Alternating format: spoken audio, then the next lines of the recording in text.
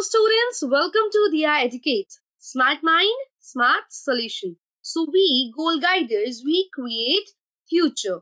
As we all know, to achieve our goals, we must study hard and well. And study well तभी हो सकती है अगर आप किसी skilled educational platform के साथ जुड़े रहें. So our educators try their level best to make you achieve your targets or your goals. You can say that we help to create your future. So I, Kajal Yadav, your chemistry mentor, will guide you in your chemistry subject and will try to make it easier and understandable. Session शुरू करने से पहले मैं बताना चाहूंगी कि दिया educates that is goal guiders में ऐसा क्या है कि आपको हमारे साथ जुड़े रहना चाहिए.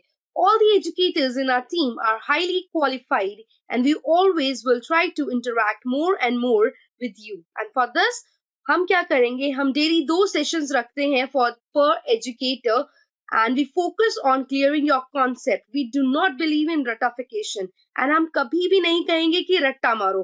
We always make you learn by understanding. So what we do is हम अपने चैप्टर्स को सेग्रीगेट करेंगे और फॉर ईच कंसेप्ट हम क्या प्रोवाइड करेंगे, क्वेश्चंस जितने भी हमसे पॉसिबल हो सकेंगे. So we do quizzes, questionnaires, discussions, live test and much more. Students, अगर आपको फॉर्मेट पता हो कि क्वेश्चन पेपर कैसा आता है, so if you are aware of the basic things, then कभी भी पेपर अटेम्प्ट करने में मुश्किलें नहीं आती. And moreover the paper seems to be quite easy. So we will conduct your test sessions according to the 2020-21 format, and our top ranker, Diya Kashyap, which is the main lead of the company, is a highly qualified teacher with the 18 plus years of the experience. Diya ma'am success CD की faculty में रह चुकी हैं, Unacademy की faculty member हैं, teaching Bharat के x faculty हैं, even आईविस के भी एक्स फैकल्टी रह चुके हैं.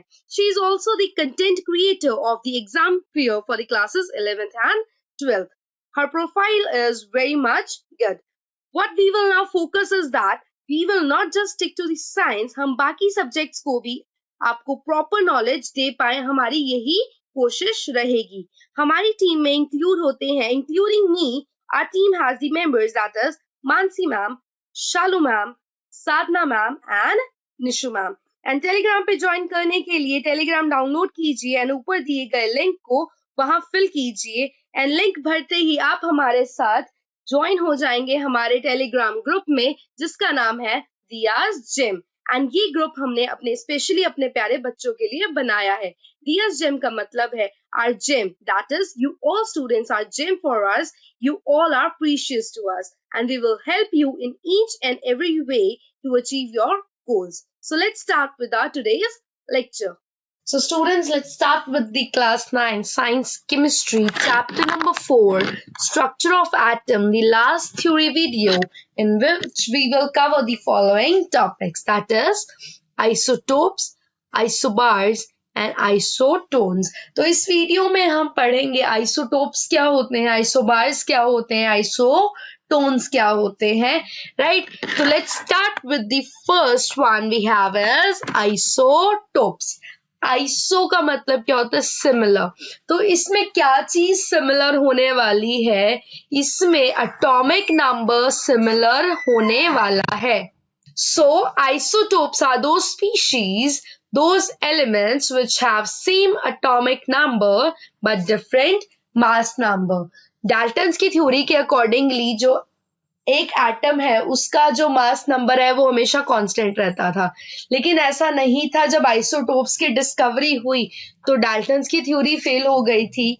डाल्टन्स की थ्योरी के अकॉर्डिंगली एक एलिमेंट का मास फिक्स रहता है, लेकिन नहीं, आइसोटोप्स जब डिस्कवर हुए उन्होंने कहा कि दो एलिमेंट्स चाहे बेशक सेम हो बट मास डिफरेंट हो सकता है. तो in nature a number of atoms of elements have been identified which have the same atomic number but different mass number. For example we have most common example इसका हम करते हैं वो है हाइड्रोजन का. जो हाइड्रोजन का एलिमेंट है उसके पास क्या होता है, उसके पास 3 आइसोटोप्स हैं.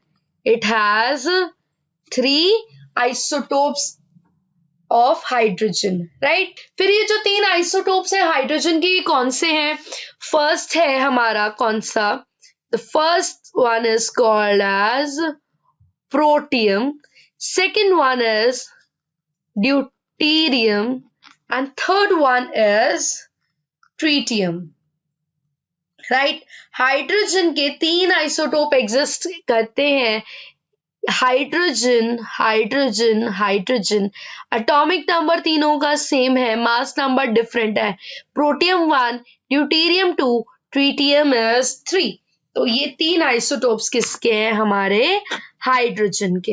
हाइड्रोजन के इसको तो हम H से रिप्रेजेंट करते हैं, इसको ड्यूटेरियम को D से और ट्रीटियम को T से रिप्रेजेंट कर देते हैं। तो ये है फर्क इसमें, इनके तीनों के मास में। तो हाइड्रोजन के 3 आइसोटोप्स हो गए। और अगर एग्जांपल लें तो कार्बन का होगा, कार्बन के 2 आइसोटोप एग्जिस्ट करते हैं, कार्बन C612 और कार्बन C614।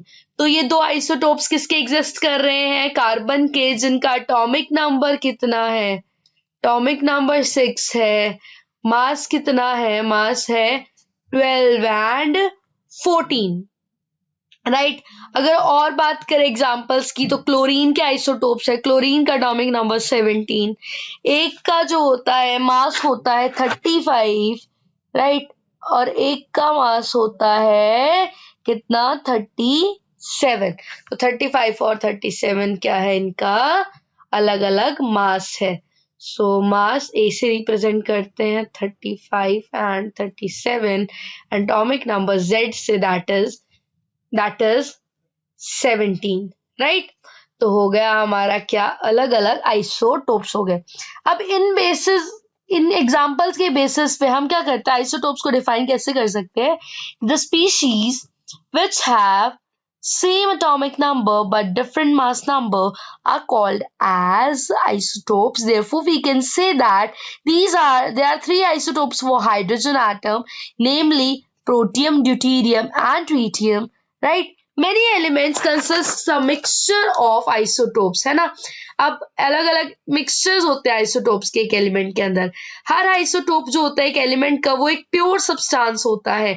जो केमिकल प्रॉपर्टीज होती हैं आइसोटोप की वो सिमिलर होती हैं, बट फिजिकल प्रॉपर्टीज डिफरेंट होती हैं। केमिकल क्यों सेम है? बिकॉज प्रोटॉन का नंबर सेम है ना, तो इलेक्ट्रॉन्स का नंबर सेम है, तो मतलब वो जो इलेक्ट्रॉन लूज गेन होना वो तो तीनों के लिए सेम होगा। इनके लिए कार्बन के दोनों के लिए सेम होगा, क्लोरीन के भी दोनों के लिए सेम होगा, लेकिन इनकी फिजिकल प्रॉपर्टीज अलग अलग होंगी। जैसे कि अगर मैं बात करूं प्रोटियम की, तो ये नॉर्मल जो अगर ये वाटर बनाता है तो H2O होता है ना, प्रोटियम बनाता है H2O। जब ड्यूटेरियम वाटर बनाता है तो वो बनाता है D2O, राइट। ये D2O जो होता है ना, इसको हैवी वाटर भी कहते हैं, हैवी वाटर। तो फिजिकल प्रॉपर्टी अलग अलग है। ये नॉर्मल वाटर है H2O, लेकिन ड्यूटेरियम वाला वाटर हैवी होता है थोड़ा मास में, तो उसका क्या हो गया? नेचर अलग हो गया, उसका मास अलग हो गया। So we can say that isotopes of the same element have similar physical properties, similar chemical properties, but different physical properties, right. Chlorine जो है अकर करता है 2 फॉर्म्स में, जिनकी मासेस क्या होते हैं? 35 और 37, है ना। तो ऐसा नहीं है कि 50-50% ही एग्जिस्ट करता हो, कभी भी ऐसा सबका अपना अपना होता है, राइट। तो 35 वाले जो क्लोरीन है और 37 वाले जो क्लोरीन है, ये 3:1 में रिस्पेक्टिवली क्या करते हैं? एग्जिस्ट करते हैं, ठीक है।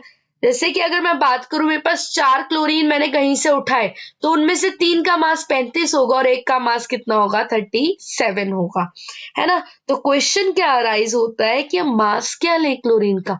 35 लें या 37 लें? तो किसी भी एटम का मास लेना हो अगर नेचुरल एलिमेंट का, तो हमें हमेशा उसका क्या निकालना चाहिए? एवरेज एटॉमिक मास निकालना चाहिए। बिकॉज एवरेज एटॉमिक मास से हमें पता चल जाएगा कि हम कितने भी क्लोरीन उठा ले, 10 उठा ले, 15 उठा ले, लेकिन अगर मैं उसका टोटल मास करके देखूंगी तो उतना ही आएगा। तो एवरेज ही कंटिन्यू करके चलते हैं, और एवरेज मास जो निकल कर आएगा वो कैसे निकल कर आएगा? Let's see. जो मास होता है of an atom of any natural element is taken as the average mass of all the naturally occurring atoms of that element. अगर मुझे क्लोरीन का एवरेज मास निकालना है तो मैं जितने भी क्लोरीन एग्जिस्ट करते हैं नेचर में, जैसे एक क्लोरीन एग्जिस्ट करता है 35 वाला और 37 वाला, तो मैं 35 और 37 वाले क्लोरीन्स का क्या निकाल लूंगी, एवरेज एटॉमिक मास, राइट, एवरेज एटॉमिक मास। लेकिन अब ये एवरेज एटॉमिक मास ऐसे नहीं आ जाएगा कि मैंने सीधा कर दिया 35 प्लस 37 डिवाइडेड बाय 2, ये नहीं होगा, इससे तो आंसर 36 आएगा, ठीक है। लेकिन ये चीज नहीं है, अभी अभी मैंने बताया कि इनकी रेशो क्या है, 3:1 है, तो ये भी तो डिपेंड करता है ना कि ज्यादा कौन प्रेजेंट है कम कौन प्रेजेंट है।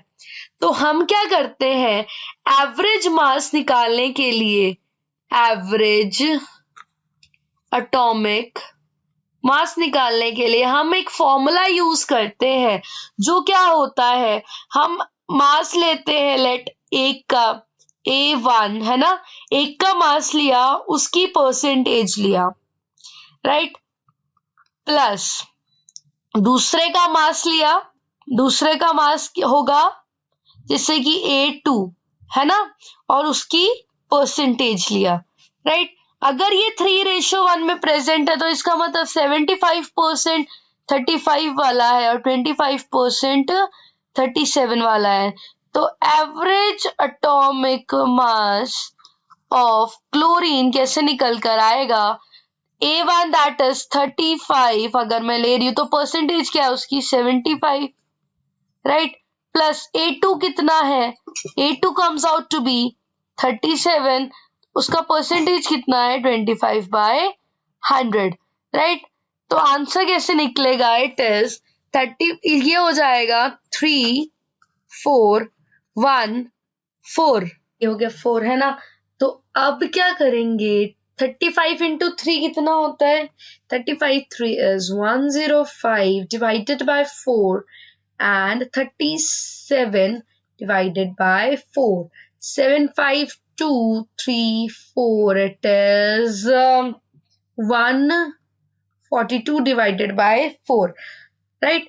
इसका आंसर मैं यहाँ लिख देती हूँ, इसका आंसर जो निकल कर आएगा वो होगा 4 3 12, right, 25 5, right, it is 35.5 atomic mass unit will be the mass for the chlorine atom। अब क्लोरीन के लिए एवरेज एटॉमिक मास इस तरीके से निकल कर आएगा। तो ऐसा हो गया। अब इससे हमें क्या पता चल चुका है कि जो एवरेज मास होता है हम ऐसे ही नहीं निकाल सकते हैं कि अगर मुझे पता है एक का, जैसे अब हाइड्रोजन की ही बात करें, अगर मुझे पता होता हाइड्रोजन एटमॉस्फेयर में कितना कितना परसेंट है तो मैं उसका एवरेज एटॉमिक मास इस फॉर्मूला से निकालती।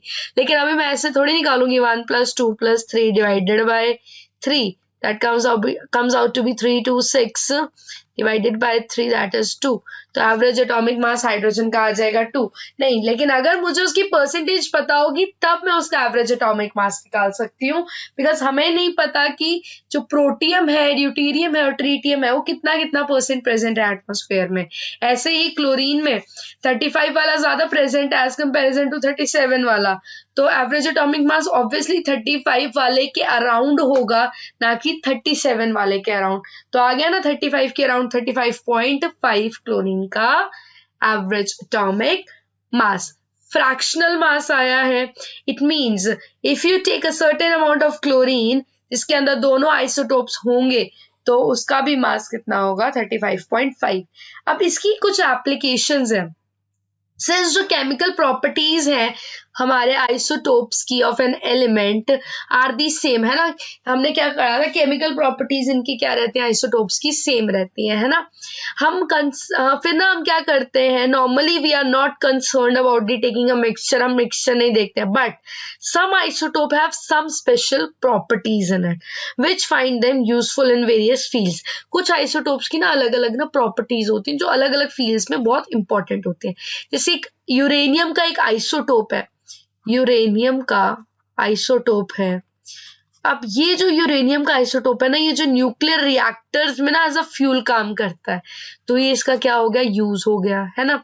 सेकेंडली कोबाल्ट का जो आइसोटोप है, कोबाल्ट का आइसोटोप कैंसर की ट्रीटमेंट के लिए काम आता है, राइट। अगर मैं बात करूं और आयोडीन के आइसोटोप की, जो आयोडीन का आइसोटोप है, जो गोइटर होता है, वो एक बीमारी होती है ना, उसकी ट्रीटमेंट के लिए क्या यूज करते हैं हम? आयोडीन का आइसोटोप यूज करते हैं। तो अलग अलग आइसोटोप्स के अलग अलग यूजेस हैं। यूरेनियम का क्या था? It is used as a fuel in nuclear reactors. Cobalt का it is used in the treatment of cancer, and iodine का isotope is used in the treatment of goiter. तो अलग अलग आइसोटोप्स के अलग अलग बच्चों क्या होते हैं? यूजेस होते हैं। फिर आता है हमारा आइसोबार्स। अब आइसोबार्स क्या होता है? आइसोबार्स आइसोटोप्स का उल्टा हो जाएगा। आइसोबार्स आर दोज एलिमेंट्स जिनका मास नंबर क्या होगा? सेम, और डिफरेंट क्या होगा? Atomic number, right. अब same mass number different atomic number की अगर मैं बात करूं तो एक एग्जांपल अगर मैं देखूं तो कैल्शियम का होता है, कैल्शियम की और आर्गन की। अब कैल्शियम का एटॉमिक नंबर क्या होता है? 20, आर्गन का होता है 18, बट दोनों का मास नंबर क्या होता है? 40, राइट। तो दोनों का क्या सेम है? मास नंबर डिफरेंट क्या है? atomic number. That is why they are called as isobars. So isobars are those species of the elements which have same mass number but different atomic numbers, right? That is, अब हम क्या करेंगे? Total number of जो nucleons है इन दोनों के अंदर सेम रहेंगे. Atoms of the different elements with different atomic numbers which have the same mass number are known as isobars. तो ये हो गया आइसोबार्स. नेक्स्ट आता है आइसोटोन्स. आइसोटोन्स क्या होंगे? जिनके पास क्या होंगे? सेम नंबर ऑफ न्यूट्रॉन्स होंगे. ऐसे एलिमेंट्स के ग्रुप को हम क्या बोल देते हैं? आइसोटोन्स. कैसे याद रखेंगे? एन है ना इसमें, तो नंबर ऑफ न्यूट्रॉन्स भी एन, इसमें भी एन, तो यहां से हम इसको याद रख सकते हैं कि नंबर ऑफ न्यूट्रॉन्स जिसमें सेम होगा वो आइसोटोन्स कहलाएगा. फॉर एग्जाम्पल अगर मैं बात करूं जो बोरॉन है, बोरॉन जिसका एटॉमिक नंबर क्या होता है? बोरॉन का 5, मास नंबर इज 12. बोरॉन के एक आइसोटोप का मास 12 होता है, और कार्बन का एक आइसोटोप का मास कितना होता है? 13, और एटॉमिक नंबर इसका 6 है. तो इसके अंदर कितने न्यूट्रॉन्स हैं? 12 माइनस 5 इज 7. इसके अंदर कितने? 13 माइनस 6 इज 7. तो ये दोनों क्या है? आइसोटोन्स हो गए, है ना. अगर और मैं बात करूं सल्फर जिसका 36 होता है मास, क्लोरीन का 37, आर्गन का 38, पोटाशियम का 39 और कैल्शियम का 40, है ना. अगर ये वाले स्पीशीज की अगर बात करते हैं तो इन सब के अंदर कितने न्यूट्रॉन्स हैं? 20 न्यूट्रॉन्स है. आर्गन का जो एक 40 वाला भी आइसोटोप होता है और एक 38 वाला भी होता है ना, तो हमने 38 वाले की बात कर रहे हैं. तो sulphur atomic number 16, 17, 18, 19 and 20. Minus कर लो, 36 minus 16 20, 37 minus 17 20, 38 minus 18 20, it is 20. सबके पास कितने नंबर ऑफ न्यूट्रॉन्स है? 20. तो सारे के सारे क्या हैं? एक दूसरे के आइसोटोन्स हैं. तो ये ग्रुप ऑफ आइसोटोन्स कहलाएंगे, राइट. अब हम करेंगे कुछ question and answer related to the whole chapter and today's lecture also in this video. First question we have is जो सोडियम प्लस है, it has completely filled K and L shells. Explain.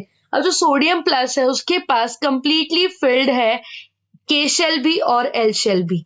तो पहली बात हम sodium देखेंगे क्या होता है. एटॉमिक नंबर 11, ये तो हमने कर भी लिया है इसी वीडियो में. इसका 281 इलेक्ट्रॉनिक कॉन्फ़िगरेशन होगी. अब सोडियम प्लस का मतलब क्या होगा? इसने एक इलेक्ट्रॉन क्या किया है? लूज किया है. 1 इलेक्ट्रॉन लूज किया है इसने, तो इसके पास 28 क्या हो जाएंगी? इलेक्ट्रॉनिक कॉन्फ़िगरेशन हो जाएगी. तो इसके के शेल में 2 है, एल शेल में कितने हैं 8. तो K shell can accommodate maximum of 2 electrons and L shell can accommodate 8 electrons. That is why it has completely filled K and L shell. तो इस तरीके से हम इसको क्या करेंगे, एक्सप्लेन करेंगे इसकी इलेक्ट्रॉनिक कॉन्फ़िगरेशन दिखाते हुए. नेक्स्ट क्वेश्चन हमारे पास आता है, अगर bromine atom is in the form of 2 isotopes, अगर ब्रोमीन इन 2 आइसोटोप्स की फॉर्म में प्रेजेंट है, देयर अबंडेंस इज इतना इतना, मतलब 49.7% हमारा ये ब्रोमीन है और 50.3% ये वाला ब्रोमीन है, उनका एवरेज एटॉमिक मास निकालना है. तो मैं फॉर्मूला लिख देती हूँ, कैलकुलेशन खुद करके देखना. Average atomic mass of bromine कैसे निकलेगा बच्चों, it is 79 multiplied by 49.7 divided by 100 plus 81 into 50.3 divided by 100. तो इस फॉर्मूला से निकलेगा. हम क्या करेंगे, इसको सॉल्व करेंगे, जो भी आंसर निकल कर आएगा वो क्या होगा, average atomic mass for the bromine atom. अब हम इसको सॉल्व करते हैं, हमारे पास जो आंसर निकल कर आएगा वो कुछ होगा 39.26, और जब इसको सॉल्व करते हैं तो आंसर निकल कर आएगा 40.64. क्रॉस चेक कीजिएगा इसको कैलकुलेट करके, राइट, और इन दोनों को ऐड कर कर क्या आएगा 80 यूनिट्स. तो एवरेज एटॉमिक मास जो निकल कर आता है वो क्या होगा, किसका, हमारे ब्रोमीन का.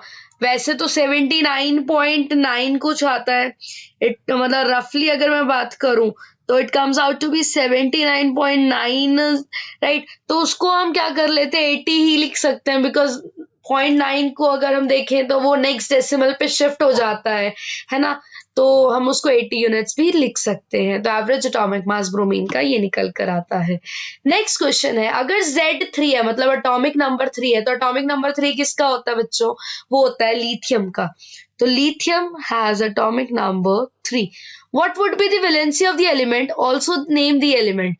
वाह, यही क्वेश्चन था. चलो हमने नेम तो कर ही दिया एलिमेंट का, वो क्या है, लिथियम. अब वैलेंसी के लिए हम इसकी इलेक्ट्रॉनिक कॉन्फ़िगरेशन लिख लेंगे, दैट इज 2,1, और ये क्या करेगा, एक इलेक्ट्रॉन लूज करेगा, बिकॉज 7 इलेक्ट्रॉन्स गेन नहीं करना आसान होता. तो ये क्या करेगा, एक इलेक्ट्रॉन लूज करके +1 चार्ज एक्वायर कर लेगा, जिसकी इलेक्ट्रॉनिक कॉन्फ़िगरेशन होगी 2, राइट. तो अब क्या होगा, ये जो होते हैं नंबर ऑफ प्रोटॉन्स होते हैं, ये चेंज नहीं होते, इलेक्ट्रॉन्स चेंज होते हैं. तो इस चीज में कंफ्यूज नहीं होना, ये एज इट इज रहेगा, यहाँ पर चेंजेस आते हैं. तो वैलेंसी कितनी हो गई इसकी, valency comes out to be +1 for the element having the atomic number 3, that is lithium. Next is find number of valence electrons in the chloride ion. Chloride ion अगर तो थर्ड चैप्टर अच्छे से किया तो क्लोराइड आयन का symbol ये होता है. तो क्लोराइड आयन की अंदर क्या निकालने, वैलेंस इलेक्ट्रॉन्स निकालने हैं. तो first of all chloride ion के लिए एटॉमिक नंबर पता होना चाहिए. क्लोराइड आयन, क्लोरीन का, दैट इज 17, इलेक्ट्रॉनिक कॉन्फ़िगरेशन 287, -1 मतलब एक इलेक्ट्रॉन इसने क्या किया, गेन कर लिया, और क्या हुआ 288 बन गया.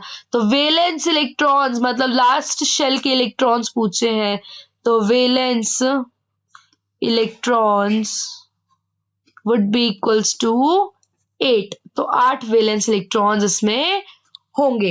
Next is the right the electronic configuration of oxide ion. ये भी थर्ड चैप्टर में इससे आएगा कि ऑक्साइड आयन का सिंबल क्या होता है. Oxide ion is O2 negative, right. Oxygen का atomic number 8, electronic configuration 2 6, O2 negative मतलब 2 इलेक्ट्रॉन्स क्या करने हैं, गेन 2 8. तो ऑक्साइड आयन की इलेक्ट्रॉनिक कॉन्फ़िगरेशन क्या होगी, 2 8 होगी, right. Next is how many electrons can be accommodated in the L shell. L shell के अंदर कितने इलेक्ट्रॉन्स आ सकते हैं. तो L shell के लिए हम बोलेंगे for L shell n is equals to 2. So the electrons accommodated in L shell would be equals to 2 into 2 square, that is 8 electrons. तो 8 इलेक्ट्रॉन्स आएंगे किसमें, L shell में. नेक्स्ट है ट्रू या फॉल्स. ट्रू फॉल्स बताना है. Helium atom का atomic mass कितना होता है 4 और 2 प्रोटॉन्स होते हैं उसके न्यूक्लियस के अंदर। तो हीलियम एटॉमिक नंबर 2 है तो प्रोटॉन्स भी कितने होंगे 2 और इसका मास कितना होता है 4। तो ये स्टेटमेंट क्या होगी हमारी ट्रू होगी, राइट। नेक्स्ट इज अगर एक एटम कंटेन करता है एक इलेक्ट्रॉन और एक प्रोटॉन, क्या वो कोई चार्ज कैरी करेगा? क्या उसके पास कोई चार्ज होगा? तो no, it will not carry any charge because एक electron which is negatively charged and एक proton which is positively charged is cancelled out और एटम as a whole क्या निकल कर आएगा? न्यूट्रल। अब ये कौन सा होगा ये भी देख लेते हैं। हाइड्रोजन होगा जिसके अंदर एक इलेक्ट्रॉन एक प्रोटॉन होता है और इसका एटॉमिक मास भी क्या होता है 1 होगा, right. Next is how will you find the valency of chlorine, sulphur and sodium. तो ये सिंबल पता होने बहुत जरूरी है, राइट। कैसे आएंगे? वीडियो को बार बार देखो, उसको याद करने की कोशिश कीजिए, तभी आपको समझ आएगा कि हम कैसे ये एटॉमिक नंबर्स इतनी जल्दी लिख लेते हैं या फिर ये सिंबल्स कितनी फटाफट इजीली लिख सकते हैं। बिकॉज जितना ज्यादा उसको प्रैक्टिस करोगे उतना जल्दी आप अटेम्प्ट कर सकोगे अपने आंसर्स को। तो क्लोरीन एटॉमिक नंबर क्या है 17, राइट। तो इसकी वैलेंसी फाइंड आउट करने के लिए इसकी इलेक्ट्रॉनिक कॉन्फ़िगरेशन देखेंगे। तो क्लोरीन की वैलेंसी क्या होगी? एक इलेक्ट्रॉन की कमी है इसके पास, तो क्लोरीन की वैलेंसी होगी -1, राइट। क्लोरीन की valency comes out to be -1। Sulphur atomic number 16, electronic configuration 286। तो ये क्या करेगा? 2 इलेक्ट्रॉन्स गेन करेगा, तो इसकी वैलेंसी कितनी निकल कर आएगी -2। नेक्स्ट आता है सोडियम, जिसको बहुत बार कर चुके हैं, है ना। तो डायरेक्ट लिख दे +1। चलो इसको सॉल्व भी कर देते हैं, कोई ना। एटॉमिक नंबर 11, इलेक्ट्रॉनिक कॉन्फ़िगरेशन 281, है ना। तो एक इलेक्ट्रॉन लूज करने पे सोडियम पे चार्ज क्या आ जाएगा? +1। तो वैलेंसी इसकी क्या आ जाएगी? +1। तो क्लोरीन की वैलेंसी -1, सल्फर की -2 एंड सोडियम की +1। नेक्स्ट क्वेश्चन है, एक एटम जिसके पास 3 शेल्स हैं, एटम के पास 3 शेल्स है, मतलब 1, 2 एंड 3 शेल्स हैं, ये न्यूक्लियस है। Out of which the 2 are completely filled and third has 6 electrons. 2 completely filled है, ये कंप्लीटली फिल्ड, ये कंप्लीटली फिल्ड, और इसके पास 6 इलेक्ट्रॉन्स है, 1 2 3 4 5 एंड 6, है ना। इसके पास 6 इलेक्ट्रॉन्स है, तो पहले के पास कितने होते हैं? 2, इसके पास 8, इसके पास कितने हैं? 6। 2, 8, 6। ये मुझे कैसे पता चला? 2n² से, राइट। ये 2 और 8 ही रख सकता है अपने पास इलेक्ट्रॉन्स, हमने कर लिया है। आइडेंटिफाई करिए एलिमेंट जिसकी इलेक्ट्रॉनिक कॉन्फ़िगरेशन क्या है 2, 8, 6। अभी पिछले क्वेश्चन में ही किया है। This is sulphur with the atomic number 16। So element we have is sulfur, right? So with this we have come to an end of our video. I hope you like it. If you like it, hit the like button, and if you haven't subscribed our channel till yet, तो please subscribe जरूर कीजिएगा अगर आपको video पसंद आई हो, and don't forget to hit the bell icon for the further notification. Me, Kajal Yadav, signing off. We will meet in the next video with the next session. Till then, take care. Bye bye. So you can follow us on Insta, Twitter, YouTube, Facebook